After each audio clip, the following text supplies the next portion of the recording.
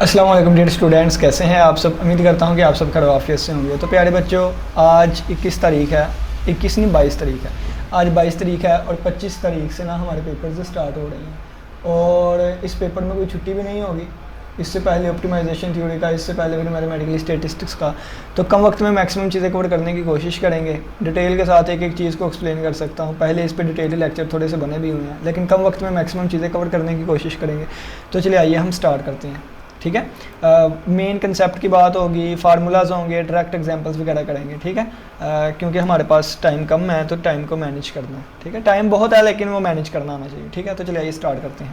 Chapter का name क्या है? Random variables. अब रैंडम वेरिएबल क्या होता है पहले मैं आपको ये बता देता हूँ। फ़र्ज़ किया कि आपने दो सिक्के उछाले हैं। ठीक है, ये एक सिक्का था, ये दूसरा सिक्का था, दोनों सिक्के आपने उछाले हैं। तो हो सकता है दोनों पे हेड आ जाए, हो सकता है एक पे हेड एक पे टेल आ जाए, हो सकता है पहले पे टेल एक पे हेड आ जाए, हो सकता है दोनों पे टेल आ जाए। अब हमें इससे कोई गर्ज नहीं है कि हेड किस पे आया है, टेल किस पे आया है, इससे गर्ज नहीं है, क्योंकि हम मैथ में रह के बात कर रहे हैं तो हमें नंबर्स इंपॉर्टेंट होते हैं। अगर मैं कहूँ नंबर ऑफ, अगर मैं क्या बात करूँ, अगर मैं बात करूँ नंबर ऑफ हेड्स की, किसकी? नंबर ऑफ हेड्स की। अगर मैं बात करूँ नंबर ऑफ हेड्स की, तो इसमें नंबर ऑफ हेड 2 आए हैं, इसमें नंबर ऑफ हेड 1 आया है, इसमें नंबर ऑफ हेड 1 आया है, इसमें नंबर ऑफ हेड 0 आए हैं। अगर मैं बात कर दूँ नंबर ऑफ टेल्स की, किसकी? नंबर ऑफ टेल्स की। अगर मैंने बात कर दी नंबर ऑफ टेल्स की, नंबर ऑफ टेल्स की, तो इसमें नंबर ऑफ टेल कितनी आई है? 0। इसमें नंबर ऑफ टेल 1 है, इसमें भी टेल 1 है, इसमें भी टेल, इसमें टेल 2 है। अब ये देखें बच्चों, थोड़ा सा गौर करें कि इसकी कीमत 1 0 थी, यहाँ पे 2 आ गई, इसकी 1 थी, इसकी 1 थी, इसकी 1 थी, इसकी 1 थी, इसकी 2 थी, इसकी 0 आ गई। यानी कि जिसकी कीमत 2 थी उसकी कीमत 0 भी आ रही है, जिसकी कीमत 0 थी उसकी 2 भी आ रही है। तो ये कीमतें चेंज हो सकती है। किस बिना पर चेंज हुई? इस रूल के बिना पर। ये मैंने रूल कोई और रखा था तो कीमतें कोई और आ गई, रूल मैंने कोई और रखा तो कीमतें कोई और आ गई। तो ये वाला रूल, ये वाला रूल, ये वाला असूल जो कि आउटकम्स को, यानी कि जो एक्सपेरिमेंट करते हैं उसके बाद जो जवाब आते हैं, आउटकम आते हैं, यानी कि वो वाला रूल जो कि आउटकम्स को वैल्यू असाइन करता है कि किसको क्या वैल्यू देनी है, उस रूल को हम रैंडम वेरिएबल कहते हैं। देखे ना, ये रूल क्या था? Number of heads. तो नंबर ऑफ हेड्स ने इसको 2 1 1 0 वैल्यू दी। तो ये जो रूल था जिसने इनको वैल्यूज असाइन कर दी हैं, इस रूल को रैंडम वेरिएबल कहते हैं। और अगर मैं कहूँ नंबर ऑफ टेल्स है, तो ये नंबर ऑफ टेल्स वाला रूल था जिसने इसको 0, इसको 1 1 2 वैल्यू असाइन किया। तो ये जो रूल है ये रैंडम वेरिएबल आ जाता है। और रैंडम वेरिएबल को कैपिटल एक्स से ज़ाहिर करते हैं, जैसे मैं लिख दूँ capital x number of heads. ठीक है, तो इस तरह ये चीज़। और ये जो वैल्यूज़ आई है ना, यानी कि ये हेड्स कितने आए हैं? हेड 2 आए हैं, 1 आए हैं, 1 आए वाई। तो इनको हम स्मॉल एक्स वाई से ज़ाहिर करते हैं। जैसे ये पहली स्मॉल, ये x1 की वैल्यू हो गई, ये x2 की वैल्यू हो गई, ये x3 की, यानी कि इस तरह। ठीक है, तो जो वैल्यूज़ आएंगी उसको स्मॉल वाले से, जो रूल होता है उसको कैपिटल लेटर से डिनोट करते हैं। ये सारी एग्जांपल में बताई गई है, बहुत ज़्यादा एक्सप्लेनेशन बनती है, सिर्फ इतनी ही काफ़ी है। एक और एग्जांपल डाइस की दी गई है, इसकी भी मैं ज़्यादा कम वक्त में मैक्सिमम करने की कोशिश करेंगे, टाइम कम है हमारे पास। ठीक है, इसको स्टोचैस्टिक वेरिएबल भी कहते हैं, चांस वेरिएबल, वो सारा। रैंडम वेरिएबल को बड़े लेटर से ज़ाहिर किया जाता है, जैसे मैंने कैपिटल एक्स, और इसकी जो वैल्यूज़ होती हैं उसको स्मॉल एक्स वाई जी से। ठीक है, वो कोरिस्पोंडिंग वैल्यूज़। ठीक है, ये आप कह लें। चलें जी बच्चों, अब क्या आ जाना है? डिस्ट्रीब्यूशन फंक्शन आ जाना है। डिस्ट्रीब्यूशन फंक्शन आ गया, इसकी कुछ प्रॉपर्टीज़ भी आ जाती हैं, लेकिन मैं अगेन आपको बता रहा हूँ कि उस हद तक की चीज़ों को डिस्कस करेंगे जितना कि एग्जांपल्स कवर हो जाएं और हमारा पेपर जो है वो मैक्सिमम होता हो। ठीक है, फिर भी ये बड़ी हद तक कंसेप्ट बता रहा हूँ, नहीं तो कोई तो फार्मूलाज बना के डायरेक्ट क्वेश्चन करवा देते हैं, कोई तो फार्मूलाज भी नहीं करवाते, डायरेक्ट क्वेश्चन पे करा देते हैं चीज़ें। अच्छा, डिस्ट्रीब्यूशन फंक्शन क्या आ जाएगा? कैपिटल एफ ऑफ एक्स से इसको ज़ाहिर करेंगे डिस्ट्रीब्यूशन फंक्शन को। ये क्या होगा? ये प्रोबेबिलिटी होगी कैपिटल एक्स लेस देन और इक्वल टू एक्स। यहाँ पे एक्स की कोई वैल्यू ले लें, फ़र्ज़ किया मैं एक्स की वैल्यू ले लूँ ना 2, एक्स की वैल्यू 2 ले लूँ। एक्स की वैल्यू कितनी ले ली मैंने? 2। तो ये क्या बन जाएगा? यहाँ पे 2 रख दें तो 2 बन गया। ये क्या बन जाएगा? यहाँ पे आ जाएगा 2 लेस देन और इक्वल टू 2 आ जाएगा। तो इसका मतलब क्या है? x लेस देन और इक्वल टू रहेगा 2 से, यानी कि ये फिर इक्वल आ जाएगा बच्चों, ये फिर इक्वल आ जाएगा क्या? लेस देन और इक्वल टू 2 है, 0 पे प्रोबेबिलिटी, 1 पे प्रोबेबिलिटी और फिर 2 पे प्रोबेबिलिटी। ठीक है, ये चीज़ इसके इक्वल आ जाएगी। ठीक है, तो इन तमाम को ऐड करके जो आंसर आएगा वो f ऑफ 2 का होगा, और इसको हम नाम देते हैं डिस्ट्रीब्यूशन फंक्शन। इससे डिस्ट्रीब्यूशन बना करेगी, आगे जाके मैं आपको सारा बताऊंगा। ठीक है, फिलहाल इतना ही इसका याद रख लें। और इस पे लिमिट्स वगैरह लगाते होते हैं, left hand limit, right hand limit, वो सारी चीज़ें आ जाती होती हैं। लेफ्ट हैंड लिमिट लगाए ना, यानी कि f ऑफ x लिखा हुआ है, इस पर मैं लिमिट लगा दूंगा x अप्रोचेस टू -∞ की, तो इसका आंसर 0 आ जाएगा। और अगर मैं इस पे लिमिट लगा दूँ x approaches two plus infinity की, तो इसका आंसर +1 आ जाता होता है। तो ये लिखा है प्लस इन्फिनिटी पुट करें तो आंसर 1 आएगा, और माइनस इन्फिनिटी पुट करें 0 आएगा। तो इसका मतलब होता है खाली सेट, और इसका मतलब होता है पूरी सैम्पल स्पेस। अब सैम्पल स्पेस किसे कहते हैं? ये जो भी आउटकम्स आती हैं ना, जो भी आउटकम्स, कोई आपने एक्सपेरिमेंट किया, जो भी आउटकम्स आएंगी उनको एक सेट में बंद कर ले तो उसको सैम्पल स्पेस कहते हैं। ये सारी आउटकम्स आई जब 2 सिक्के उछाले थे, इनको एक सेट में बंद कर लिया तो ये सैम्पल स्पेस बन जाती होती है, ठीक है। और पूरे सैम्पल स्पेस पे डिस्ट्रीब्यूशन फंक्शन 1 आता होता है, और आप कह लें कि जब खाली सेट लें तो उस पर डिस्ट्रीब्यूशन फंक्शन का आंसर 0 आता होता है। तो ये प्रॉपर्टीज़ आ जाती हैं कुछ। चलें जी आगे बढ़ते हैं। ये नॉन डिक्रीजिंग फंक्शन होता है, कंटिन्यूस होता है, ठीक है, ये सारा लिखा हुआ है। चलें जी अब बात क्या कर लेते हैं बच्चों, जो रैंडम वेरिएबल हम पढ़ के आए हैं ना, कौन सा रैंडम वेरिएबल RV से ज़ाहिर करूँगा रैंडम वेरिएबल। ये रैंडम वेरिएबल डिस्क्रीट भी होता है, और ये रैंडम वेरिएबल जो है ना वो कंटिन्यूस भी हो सकता है। क्या? कंटिन्यूस भी। डिस्क्रीट का मतलब क्या है कि ये जो छोटी x की वैल्यूज़ कह रहा था ना, x y z, यानी कि ये जो कीमतें होती हैं 0 1 2 3, तो ये इस तरह की कीमतें हो तो वो डिस्क्रीट में आ जाएगा, ठीक है। लेकिन इंटरवल की फॉर्म में कीमतें हो तो वो कंटिन्यूस में आ जाएगा, ठीक है। अगर तो कीमतें इस तरह की हो ना, x1 x2 so on xm और सो ऑन चलती जा रही हैं, तो यानी कि जो आप कह लें कि डी न्यूमरेबल आप लोग पढ़ के आए हुए हैं एडवांस सेट थ्योरी में, ठीक है।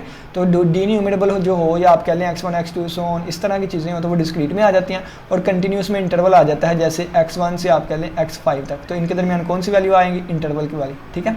तो ये कंटिन्यूस में आ जाती हैं। अब यानी कि x की वैल्यूज़ इस तरह, ये एक रैंडम वेरिएबल x ले लिया है और x की वैल्यूज़ इस तरह की होंगी, ठीक है। तो इसके लिए जो डेंस वो आएगा ना प्रोबेबिलिटी फंक्शन। क्या आएगा? Probability function. तो प्रोबेबिलिटी फंक्शन P से प्रोबेबिलिटी फंक्शन, तो प्रोबेबिलिटी फंक्शन बच्चों ये वाला होता है, ठीक है। यानी कि उस कीमत पे आप निकाले प्रोबेबिलिटी तो वो प्रोबेबिलिटी फंक्शन बन जाएगा, और इसको f(x_i) से भी ज़ाहिर करते हैं, लेकिन अपने मज़ीद कंसेप्ट क्लियर रखने के लिए आप इसको ऐसे ही रखें, ठीक है। ये ऐसे ही प्रोबेबिलिटी फंक्शन ये है। अगर तो x की कीमत यहाँ में से कोई होगी तो इसका आंसर ये आएगा, अदरवाइज इसका आंसर 0 आ जाएगा। अगर मैं आपसे पूछ लूँ कि ऐसी कीमत पे आंसर बताओ जो कि यहाँ से नहीं है, तो फिर इसका आंसर 0 आ जाएगा, ठीक है। प्रोबेबिलिटी 0 हो जाती है जब उस पर कीमत देखना चाहें जो इसके इक्वल ना हो, ठीक है। अच्छा, अब इसके लिए क्या आ गया? डिस्ट्रीब्यूशन फंक्शन की बात करनी है। तो इसके लिए डिस्ट्रीब्यूशन फंक्शन क्या था? डिस्ट्रीब्यूशन फंक्शन कहते होते थे हम इसको, ठीक है, इसको ही कहते थे ना डिस्ट्रीब्यूशन फंक्शन, इसको। तो इसको मैं क्या लिख सकता हूँ? इसको हम लिख सकते हैं, देखें ना, x की वैल्यू 0, फिर 1, ठीक है, 1, फिर 2 हो जाएगी, सारी ऐड होंगी ना, कहाँ तक जाएगी? सोन कहाँ तक जाएगी? x तक जाएगी। कहाँ तक जाएगी? x तक, एंड वाली जो वैल्यू होगी, ठीक है, x less than equal to x तक जाएगी, ठीक है।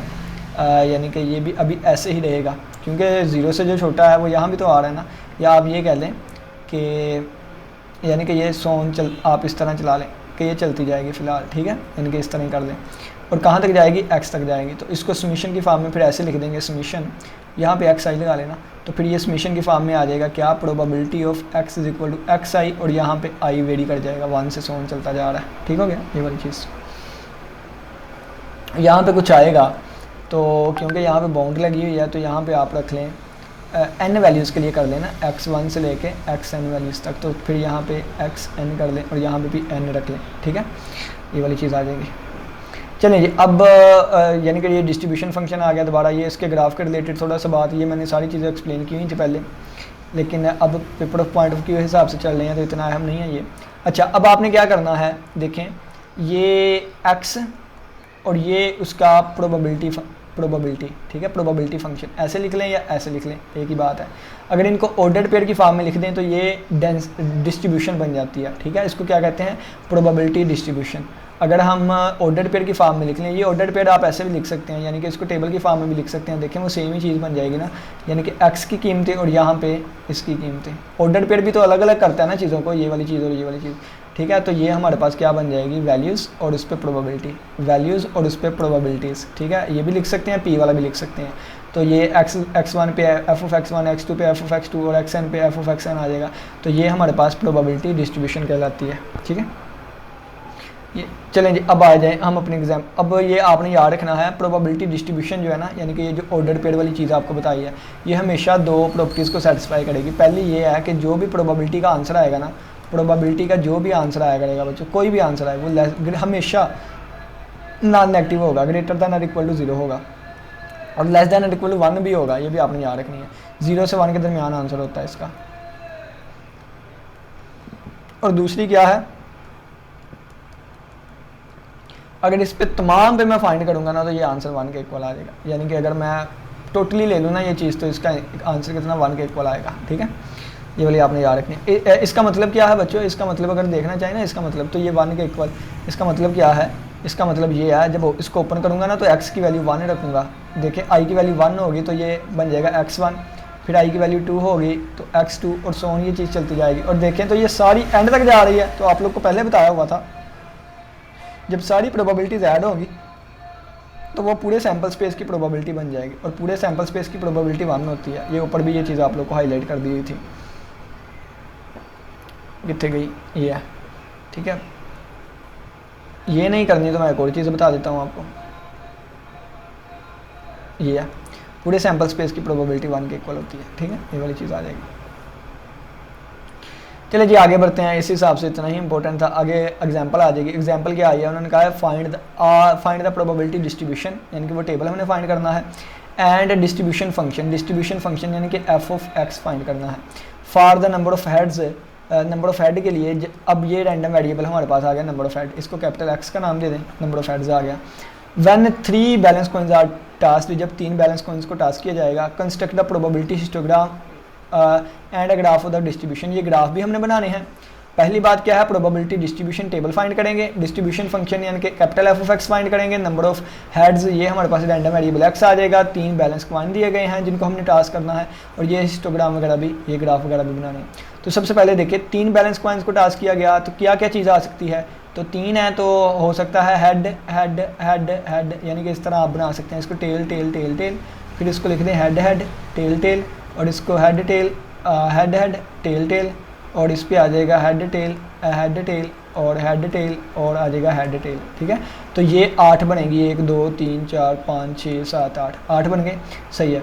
अब यही आ सकते हैं जब 3 कॉइन्स को टास्क करेंगे ना तो यही आ सकते हैं। अब देखें रैंडम वेरिएबल हमारे पास क्या है, x एक रैंडम वेरिएबल था जिसको आप लिख सकते हैं x is equal to number of क्या आ जाएगा, नंबर ऑफ हेड्स। ठीक है, ये देखें नंबर ऑफ हेड्स की बात हो रही है, नंबर ऑफ हेड्स, तो नंबर ऑफ हेड्स देखने हैं, इसमें नंबर ऑफ हेड 3 है, इसमें नंबर ऑफ हेड 2 है, इसमें नंबर ऑफ हेड 2 है, इसमें नंबर ऑफ हेड 1 है, इसमें 2 है, इसमें 1 है, इसमें 1 है और इसमें कोई भी नहीं है। तो क्या कीमतें आ रही हैं इसकी, 0 1 2 या 3 आ रही हैं, तो स्मॉल एक्स की कीमतें 0 1 2 3 होंगी। ठीक है, अच्छा अब देखें क्या फाइंड करना था हमने, प्रोबेबिलिटी डिस्ट्रीब्यूशन फाइंड करनी थी, यानी कि हम वो डब्बा फाइंड करेंगे। अब x की कीमतें कौन कौन सी आ रही हैं, x की कीमत 0 1 2 3 आ रही है, 0 1 1 2 3 वाली आ रही है। जब मैं 0 पुट करूंगा देखें 0 वाले की प्रोबेबिलिटी कितनी आ रही है, तो 0 वाला एक ही है, 0 वाला एक ही है। टोटल कितने हैं 8 है, टोटल कितने हैं 8 है, टोटल कितने हैं 8 है, टोटल 8 है, 0 वाला एक ही आ रहा है, तो 0 की प्रोबेबिलिटी 1/8 आ जाएगी। ठीक है, ये 0 निकाल दें। अब इसकी बारी, अब 1 वाले देखते हैं, 1 वाले कितने हैं, 1 वाले तो 1 2 3, 1 वाले 3 ही हैं, टोटल 8 थे तो 3 में से 8। ठीक है, ये प्रोबेबिलिटी आ गई इसकी 1 वाले की।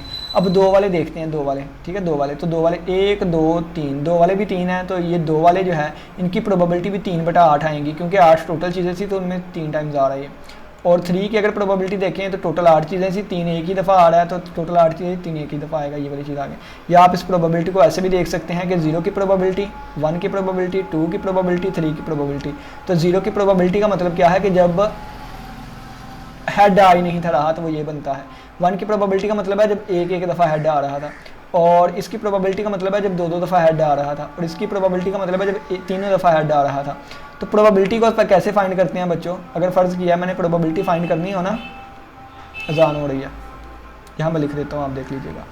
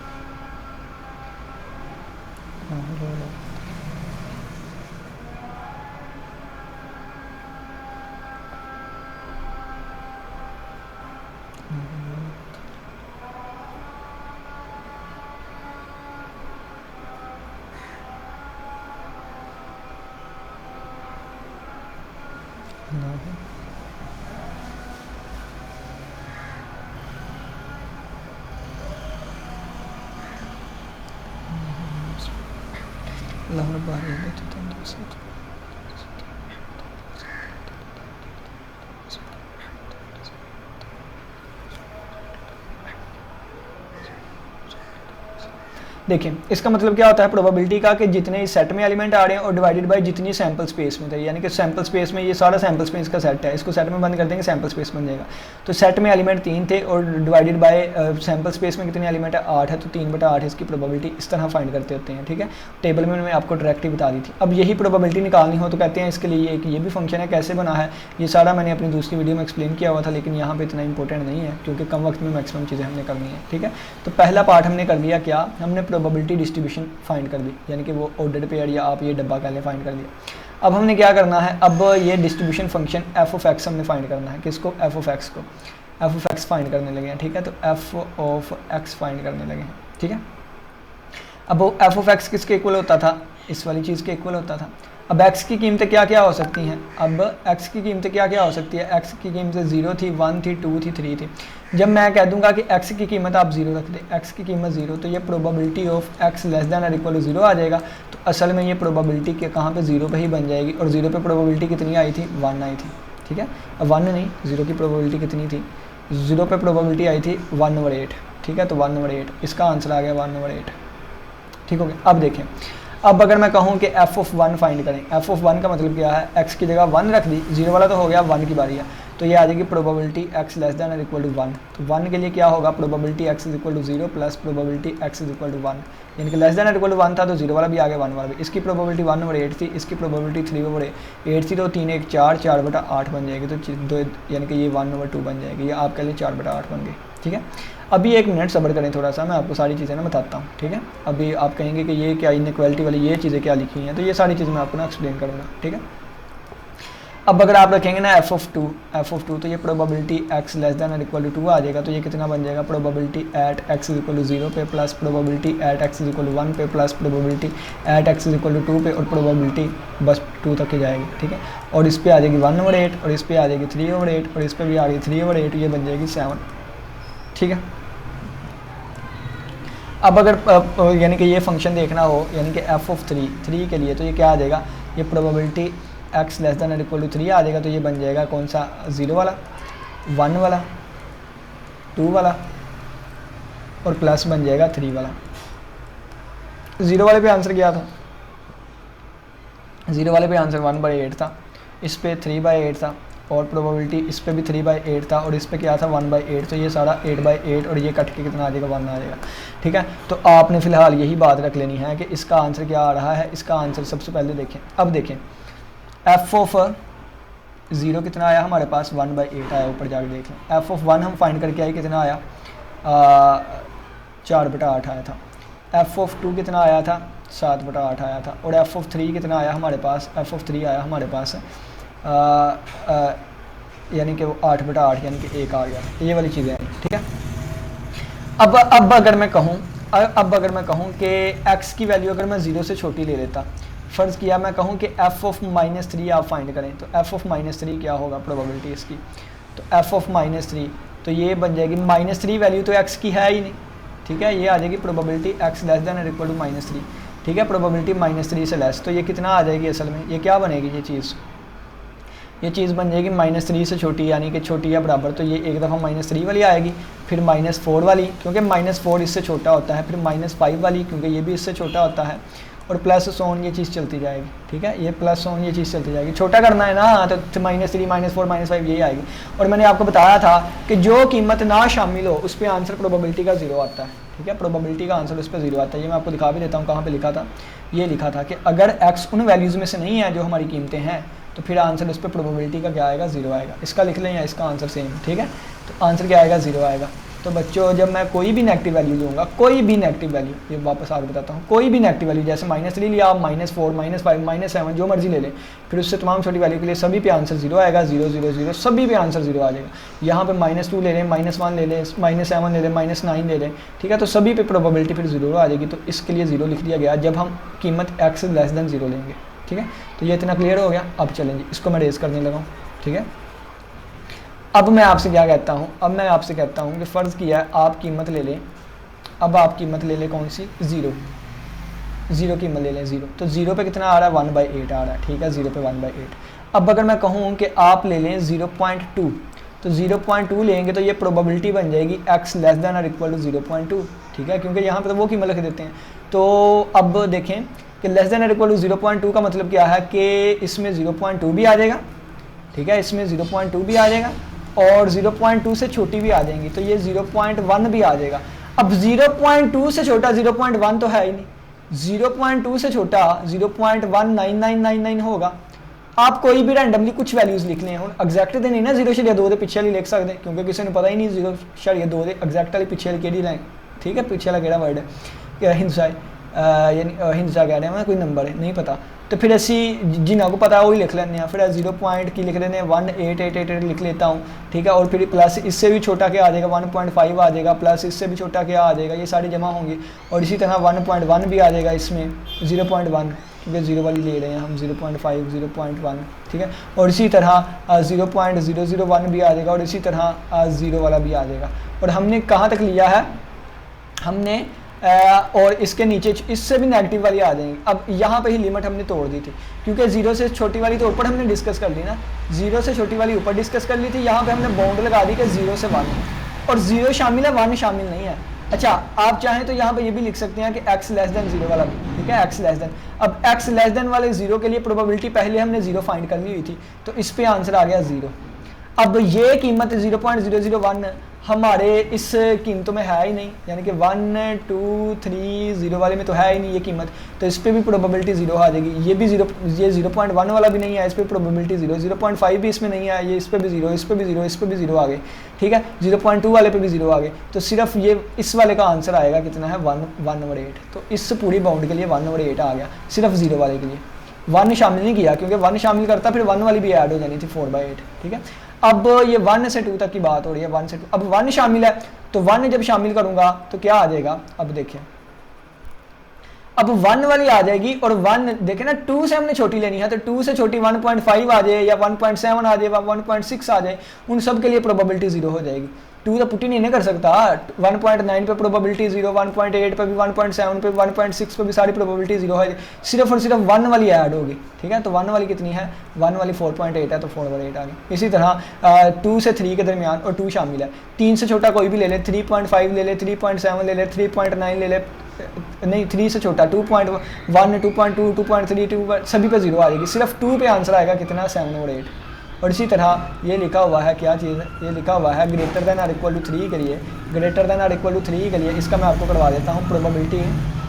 ये लिखा हुआ है प्रोबेबिलिटी यानी कि ग्रेटर देन और इक्वल टू 3 लिखा हुआ है। तो अगर मैं यहाँ पे 5 वैल्यू ले लूँ, तो 5 वैल्यू का मतलब क्या है कि प्रोबेबिलिटी हम लेंगे x लेस देन और इक्वल टू 5, तो इसका मतलब क्या होगा, प्रोबेबिलिटी एट कितना आ जाएगा 5 पे, 5 से कम करते जाएँ, 5 से 4.5, इसमें देखें ना 5 से छोटा हमें नहीं पता कौन सा है, फ़र्ज़ किया मैं 4.5 लिख लेता हूँ, कुछ भी लिख सकता हूँ, तो उन सारियों पे आंसर 0 आ रहा होगा, ठीक है। तो फिर मैं 4 वाला लिखूंगा, फिर मैं 4 से छोटे जो इशारी वाले होंगे उन सारे पे 0 आंसर आ रहा होगा, फिर 3 वाला आएगा, फिर उनकी प्रोबेबिलिटी आएगी जो 3 से कम है, वो सारे 0 होते होंगे। इसी तरह फिर 2 वाला आ जाएगा, फिर 1 वाला आ जाएगा, ठीक है, 1 वाला, और इसी तरह फिर 0 वाला आ जाएगा, और इन पे 0 होते होंगे जो इशारिये वाले हैं, और फिर x लेस देन 0 वाले आ जाएंगे, उन पे भी प्रोबेबिलिटी 0 होती होगी। तो एट द एंड वो 0 वाली ऐड होगी, 0 वाली कितनी ऐड होगी, 1/8, 1 वाली ऐड होगी, कितनी होगी ऐड, 1 वाली ऐड हो जाएगी 3/8, और ये 2 वाली ऐड होगी, ये भी 3/8, और 3 वाली ऐड होगी कितनी, ये 3 वाली ऐड होगी तो कितनी, ये 1/8, और बाकी ये 4 पे भी 0 होएगी, 5 पे भी 0 आ जाएगी, क्योंकि ये वैल्यू हमारी यहाँ से आ ही नहीं रही, इशारी वाले पे भी सारी 0 आएगी। तो इनका सम होगा, सिर्फ सम सभी का करना था, लेकिन बाकियों पे 0 है, तो सिर्फ ये सम बनेगा 1/8 3/8 3/8 1/8, तो जमा करेंगे तो 1 बनेगा। तो ये 3 ग्रेटर देन और इक्वल टू के लिए ये 1 इस तरह आंसर आता है, ठीक है। तो ये हमारी पहली एग्जांपल थी। सेकंड एग्जांपल जो है मैं स्पीड से करवाऊंगा, पहले बड़ी डिटेल से हो गई। ये ग्राफ वगैरह आप देख लीजिएगा। जब हमारे पास यानी कि ये 0 से पीछे आंसर तो छोटा आएगा, यानी कि वो 0 आएगा। 0 से यानी कि 0 से ये क्या लिखा गया, ये है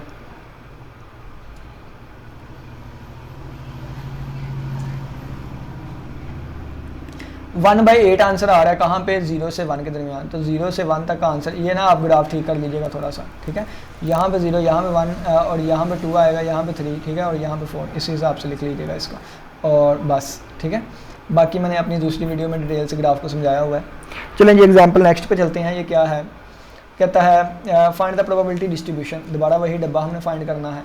of the sum of darts when two fair dice are drawn, जब दो लूडो के दाने जो डाइस होते हैं उनको फेंकेंगे, तो सम की बात करनी है हमने। जब दो फेंकेंगे तो क्या क्या ऊपर पॉसिबिलिटी आ सकती है, तो जब दो फेंकेंगे तो 1 2 3 4 5 6 ही आ सकता है उसके ऊपर, ठीक है। लेकिन इनका सम हो सकता है दोनों पे 1 1 आ जाए। अगर दोनों पे 1 1 आ गया तो फिर उनका सम 2 आएगा। अगर हो सकता है एक पे 1 आ गया, एक पे 2 आ गया, फिर उनका सम 3 आएगा। हो सकता है देखें ना, पहले पे 1 आ गया, अब दूसरे डाइस पे 1 आ गया तो सम 2 होगा। सम कितना होगा, 2। अगर पहले पे 1 आया, दूसरे दाने पे 2 आ गया तो सम इनका 3 होगा। और अगर फ़र्ज़ किया है कि पहले पे 1 ही आया है लेकिन दूसरे पे 3 आ सकता है, पहले पे 1 ही आया दूसरे पे 4 आ सकता है, पहले पे 1 ही आया है अगले पे 5 आ सकता है, पहले पे 5 ही आया इस पे 6 आ सकता है, पहले पे हो सकता है 2 आए इस पे 1 आ जाए, या 2 आ जाए, या 3 आ जाए, या 4 आ जाए, या 5 आ जाए, या 6 आ जाए। पहले दाने पे 3 आया है, इस पे 1 आ सकता है, 2 3, यानी कि इसके लिए भी 6, और इस पहले पे 4 आ जाए इसके लिए भी 6 तक, और इसके लिए 5 आए, इनमें से भी कोई 6 तक आ सकता है, और इसमें 6 आए, इनमें से भी 6 तक आ सकता है। तो सम करके देख लें, 1 जमा 1 2 आ सकता है, सम 3 आ सकता है, 1 जमा 3 सम 4 आ सकता है, 1 जमा 4 सम 5 आ सकता है, 1 जमा 5 आंसर 6 आ सकता है, आंसर 7 आ सकता है, आंसर 2 आ सकता है, आंसर 3 आ सकता है, 4, यानी कि इनको सम ही करना है ना, पहले डाइस और दूसरे पर। हो सकता है दोनों पे 6 आ जाए तो 12 आ सकता है, तो ज़्यादा से ज़्यादा सम 12 आ सकता है, और अगर दोनों पे 1 1 आएगा तो कम से कम आंसर जो है वो 2 आएगा। अब कितनों पे सम ज़्यादा से ज़्यादा 12 आ सकता है, कम से कम 2 आ सकता है, तो आपने देखना है कितनों पे सम 2 आएगा और कितनों पे 12 आएगा। सिर्फ एक 1,1 वाला दाना होगा, यानी कि इस पे भी एक आ गया, इस पे भी एक, तो इनका सम 2 आता होगा। तो सिर्फ 36 में से टोटल 36 बनेंगे, ये 6 बार 36, तो 36 में से एक पे सिर्फ एक पे सम 2 आएगा, और दोनों पे दानों पे अगर 6 आए तो फिर ही 12 आएगा ना, तो 12 वालों पे भी 36 में से एक ही आएगा, 1/36 बन जाएगा, ठीक है। इसी तरह उन्होंने लिख दिया, ये जिनका सम 2 होगा वो सिर्फ ये होगा, जिनका सम जो है ना वो हम कह लें जिनका सम 3 होगा, जिनका सम कितना होगा, 3 होगा। तो हो सकता है पहले पे 1 आ जाए दूसरे पे 2, और हो सकता है पहले पे 2 आ जाए पहले 1, ये देखें ना इनका सम 3 3 आ रहा है, तो फिर ये 2 ऐसी पॉसिबिलिटीज होंगी। जिनका सम 4 होगा वो 1 2 3 चीज़ें होंगी, और इसी तरह जिनका सम 5 होगा वो 4 चीज़ें होंगी, जिनका सम 6 होगा वो 6 चीज़ें होंगी, 6/36 कर देंगे ना क्योंकि टोटल 36 थी, और जिनका सम 7 होगा वो 6 चीज़ें निकल के आएंगी। कैसे 6 चीज़ें निकल के आएंगी, 7 सम वाली 6 आएंगी। मैं लिख देता हूँ डाई 1 और डाइस 2, ठीक है। तो हो सकता है इस पे आ जाए 1 और इस पे आ जाए 6, तो देखें इनका सम 7 बनता है।